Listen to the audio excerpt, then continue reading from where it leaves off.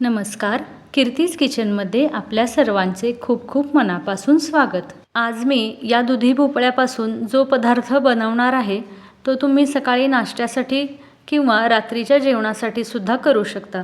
हा पदार्थ चवीला तर छान होतोच, पण यामध्ये भोपळ्याचा वापर केला आहे हे कळणार सुद्धा नाही। चला तर मग लगेच रेसिपीला सुरुवात करू। त्यासाठी अर्धा भोपळा घेतला होता, याच्या बिया काढून असे छोटे तुकडे करून घेतले आहेत। यानंतर 7 ते 8 लसूण पाकळ्या, 5 ते 6 मिरच्या, 1 इंच आलं, लसूण आणि मिरची बारीक करून घेतले आहेत। यामध्येच भोपळ्याचे तुकडे घालून तोही बारीक करून घ्यायचा। आधीच जर भोपळा घातला असता तर लसूण आणि आल्याचे तुकडे व्यवस्थित बारीक होत नाहीत, म्हणून मी नंतर भोपळा बारीक करून घेते। यामध्ये अर्ध्या लिंबाचा रस घातला आहे, यामुळे भोपळा काळा पडणार नाही। आता ही भोपळ्याची व्यवस्थित बारीक पेस्ट झाली आहे, ती आता एका मोठ्या भांड्यामध्ये काढून घेऊ। अर्धा चमचा हळद, अर्धा चमचा धणे जिरे पावडर, पाव चमचा हिंग, अर्धा चमचा लाल मिरची पावडर आणि 1 चमचा तीळ, अर्धा चमचा मीठ, अर्धा चमचा ओवा हातावरती चोळून टाकायचा। यामध्ये मी गरम मसाला घातला नाही, तुम्हाला आवडत असेल तर पाव चमचा गरम मसालाही घालू शकता। आता हे सर्व व्यवस्थित एकजीव होईपर्यंत मिक्स करून घेऊ। व्यवस्थित मिक्स करून झाल्यानंतर यामध्ये सुरुवातीला 1 कप गव्हाचं पीठ घालते आणि 3 चमचे तेल। हे मिक्स करून घ्यायचं आणि लागेल तसं नंतर अजून पीठ यामध्ये घालायचं आहे। थोडीशी बारीक चिरून घेतलेली कोथिंबीर। हे सर्व मिक्स करून घेत असताना यामध्ये पाण्याचा वापर करायचा नाही, तर भोपळ्याला जेवढं पाणी सुटेल तेवढ्याच पाण्यामध्ये पीठ व्यवस्थित मळून घ्यायचं।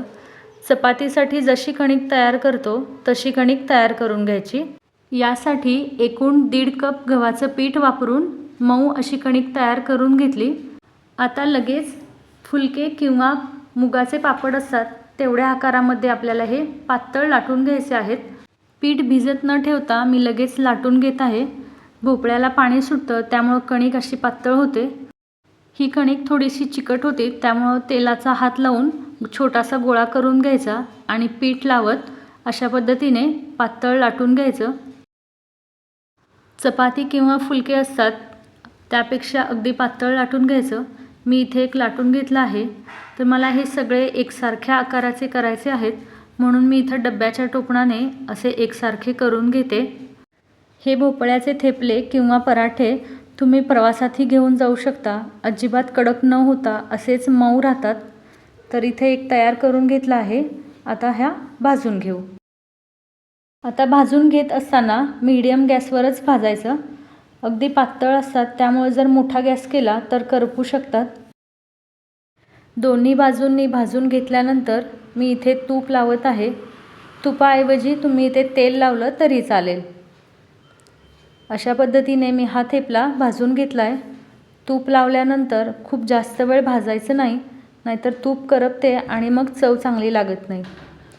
अशाच प्रकारे मी सर्व थेपले करून घेतले आहेत। 1.5 कप गव्हाचं पीठ आणि अर्धा भोपळा घेतला होता, या प्रमाणामध्ये एकूण 10 थेपले तयार झाले आहेत। अगदी मऊ लुसलुशीत असे थेपले तयार होतात। हे थेपले तुम्ही दही, चटणी किंवा लोणच्यासोबत सुद्धा खाऊ शकता। लहान मुलांना असाच याचा रोल करून दिला तरीही सुद्धा आवडीने खातील। तुम्ही पाहू शकता किती मऊ असे थेपले तयार झाले आहेत आणि चवीलाही तितकेच छान लागतात। एकदा नक्की करून बघा। रेसिपी आवडली तर लाईक करा, शेअर करा आणि चॅनलला सबस्क्राईब करायला विसरू नका।